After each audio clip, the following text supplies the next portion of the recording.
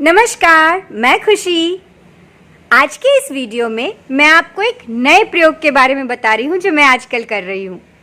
जब भी मेरे मन का घोड़ा दौड़ने लगता है तो मैं अपने आप से कहती हूँ, खुशी बैताल पच्चीसी नहीं।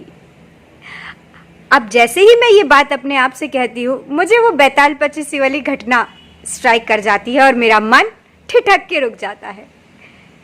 तो ये बैताल पच्चीसी वाली घटना क्या है, मैं पहले वो बताती हूँ आपको। ओशो ने बैताल पच्चीसी की कहानी से एक बहुत गहरा राज निकाला है जो मुझे समझ अब आई है। पढ़ी तो मैंने बहुत पहले थी, लेकिन मुझे ध्यान नहीं थी, फिर मेरे को ध्यान में आई और अभी मुझे समझ में आई तो मैं उसका इस्तेमाल कर रही हूँ। क्या था उस घटना में, उस कहानी में? एक राजा के पास राजा हर सुबह बहुत सारे लोग आते थे उनके पास, तो बहुत सारे लोग दान लेने आते थे, कुछ लोग तोहफे देने आते थे राजा के पास। तो राजा के पास हर रोज एक आदमी आने लगा, एक फकीर आने लगा जो एक जंगली फल देता था राजा को उपहार के स्वरूप।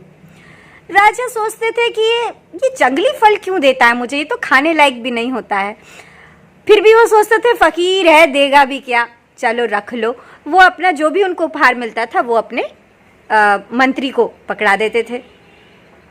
ऐसा सिलसिला सालों चलता रहा, लोग बदल गए सारे, लेकिन वो जो बंदा था वो रोज आता था, वो जंगली फल दे के ही जाता था। एक दिन क्या हुआ कि राजा ने वो जंगली फल मंत्री को देने की बजाय वहां पे एक बंदर था उसको दे दिया। उस बंदर ने फल खाया तो उसमें से एक हीरा, बहुत बड़ा हीरा गिरा। राजा तो देख के चौंक गया कि अरे इस फल में हीरा है। फिर उसको याद आया ये तो इतने सालों से फल दे रहा है, क्या सब में हीरे थे? तो उसने अपने मंत्री से पूछा कि कहाँ है वो सब फल जो देते थे। तो वो जो मंत्री था वो एक जगह पे गिराता था, एक डब्बे में उन सारे फलों को गिराते जाता था। तो जब राजा और मंत्री वापस उस गए उस जगह पर जहाँ पे वो फल रखे जाते थे, तो फल सड़ चुके थे, उसमें से बदबू आ रही थी, लेकिन उनमें से हीरे चमक रहे थे। तब राजा को समझ में आया कि जिसको मैं फकीर समझ रहा था वो एक साधारण इंसान नहीं है, तो जरूर उससे कुछ सीखना चाहिए, जानना चाहिए कौन है वो आदमी। तो अगले दिन जब वो आदमी आया तो राजा ने उससे पूछा कि आप कौन हैं, आखिर आप इतने सालों से मुझे हीरा देके जा रहे थे और मैं मूर्ख उसको समझ भी नहीं पा रहा था। तो वो फकीर बोला, राजा आप अभी भी बहुत सारी बातें नहीं समझ रहे हो, मैं आपको बहुत कुछ बताना चाहता हूँ, समझाना चाहता हूँ। तो राजा ने कहा, हाँ मैं समझ रहा हूँ कि आप एक साधारण आदमी नहीं है और मैं आपसे सीखना चाहता हूँ, आप जो भी सिखाना चाहते हैं। तो उसने कहा, राजा उसके लिए आपको मेरी बातें माननी पड़ेगी, मैं जो भी कहूँगा आपसे वो आपको करना पड़ेगा। राजा ने कहा ठीक है मैं करूँगा। तो उस फकीर ने कहा ठीक है, कल शाम को रात में मरघट पे आ जाना, मैं वहां पे अपनी सारी व्यवस्था करके रखूंगा, तुमसे एक पूजा करवाऊंगा और उसके बाद मैं तुमको बहुत सारी बातें बताऊंगा। तो राजा वीर था, उसने कहा ठीक है मैं आऊंगा। और उसको थोड़ा डर लगा, मरघट में जाने में थोड़ा डर सबको लगता है, लेकिन वो वीर था और उसने कहा कि नहीं, वो फकीर बड़ा पहुंचा हुआ आदमी लगता है, उसके पास तो जाना ही चाहिए। उससे जो क्या पता जो इतने सालों से मुझे इतने हीरे दे गया, उसके पास और क्या ना हो देने के लिए, पता नहीं। इसीलिए वो गए उसके पास। रात के अंधेरे में अपने डर को काबू करके राजा जब वहां पहुंचे तो देखा कि वो जो फकीर था वो पूरा तांत्रिक की तरह पूरा हवन वगैरह लगाए बैठा था और वहाँ पर हड्डियाँ रखी हुई थी, खोपड़ियाँ रखी हुई थी। राजा ने बोला, कहिए क्या करना है? तो फकीर ने कहा कि यहाँ से 3-4 किलोमीटर की दूरी पर एक बरगद का पेड़ है, उस बरगद के पेड़ पे बहुत सारी लाशें लटकी हुई हैं और उन लाशों को आपको बरगद के पेड़ पे चढ़ के कोई एक लाश को आपको काट के ले आना है, उतार के। लेकिन याद क्या रखना है कि वहां से लाते हुए आपको एक भी शब्द बोलना नहीं है, मौन रखना है। अगर आप बोलोगे तो वो लाश जो है आपके पास से फिर से वहां जाकर लटक जाएगी छूटकर, अब फिर आपको जाना पड़ेगा। इसलिए आपको एक भी शब्द बोलना नहीं है, मौन रहकर ले आना है। तो राजा ने कहा ठीक है, इसमें कौन सी मुश्किल बात है, लाश से कौन बात करने जा रहा है। तो राजा गए। अब लाश लाना भी हिम्मत का काम है, लेकिन राजा फिर भी गए। थोड़ी दूरी पर था, खोजा उन्होंने बरगद का पेड़ और उनको दिखा कि वहां पे खूब सारी लाशें टंगी हुई है। वो बरगद के पेड़ पे चढ़े, उन्होंने लाश उतार के काट के, बड़ी मेहनत लगी उनको, और उन्होंने पीठ पे वो लाश टांगी और चलने लगे। तो लाश ने कहा लंबा रास्ता है, तुमको एक कहानी सुनाता हूँ। उसने कहा हाँ सुना दो। जैसे ही राजा ये बोले, लाश वापस टंग गई। अब राजा को फिर से मेहनत करनी पड़ी और उन्होंने मन में ठाना कि नहीं, अब नहीं बोलूँगा।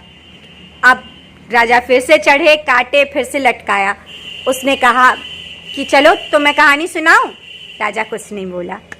फिर उसने कहानी सुनाना शुरू किया, बैताल ने। तो उसने कहानी सुनाई। अब वो कहानी मैं आपको नहीं सुनाऊंगी क्योंकि फिर वो कहानी लंबी हो जाएगी। उसने एक कहानी सुनाई और कहानी इतनी इंटरेस्टिंग थी कि उसने लास्ट में पूछा कि अच्छा ये बताओ कि अब इस कहानी में तुमको क्या लगता है कि क्या करना चाहिए था, किसको मिलनी चाहिए थी। उसमें कुछ सिलेक्शन था कि रानी किसको अपना वर चुने, तो राजकुमारी किसको अपना वर चुने। तो राजा किसका सिलेक्शन होना चाहिए। तो राजा बहुत तर्क वितर्क करने वाला आदमी था, ज्ञानी आदमी था। तो उसके दिमाग में तुरंत आया कि नहीं इसको चुनना चाहिए, और उसके मुंह से निकल गया कि नहीं इसको चुनना चाहिए। अब वो लाश फिर से वहां जाके टंग गई और ये सिलसिला चलता रहा 25 कहानियों तक। ये सिलसिला चलता रहा। हर बार वो इतनी इंटरेस्टिंग कुछ कहानी सुना देता था तो उसमें कुछ ना कुछ वो बोल पड़ता था, कहीं ना कहीं वो अटका देता था बात को, और वो बोल पड़ता था। जैसे ही राजा बोल पड़ता था, लाश वापस जाके वहां टंग जाती थी। 25वीं कहानी जब उसने सुनाई तो वहां पर राजा साधते साधते अपने आप को वहां तक साध पाया, और उसके बाद वो बिना कुछ बोले लाश को उस तांत्रिक के पास पहुंचा पाया। जब तक उसने इस तरह साध के लाश पहुंचाई, तब तक उसको वो मिल चुका था जिसकी हम तलाश कर रहे हैं। अब आप समझिए कि राजा तो 25वीं कहानी पर मुक्त हो गया, लेकिन हमारा मन जो है वो कितनी कहानियां रोज गढ़ते रहता है, और हम साधना भी करते हैं और फिर सोचते हैं हम पहुंच क्यों नहीं रहे हैं, क्योंकि एक तरफ हम साधना करते रहते हैं, एक तरफ मन का घोड़ा दौड़ते रहता है। यानी जब हमने साधना की तो हमने लाश काटी और हम लेके जा रहे हैं अपने गंतव्य तक पहुंचने के लिए, हम पहुंच रहे हैं, और फिर हमारा जो बोलना है, हमारा मन का जो दिन भर चलना है, वो वापस लाश का टंग जाना है एक तरह से। तो वो 25वीं कहानी पे साधक, तो हमने पता नहीं कितने लाखों अरबों कहानी हमारे यहाँ पे चल गई और हम अभी तक होश में नहीं आ पा रहे हैं, या धीरे धीरे शायद होश में आ पा रहे हैं, या हम पता नहीं किस कहानी पर जाकर होश में आए।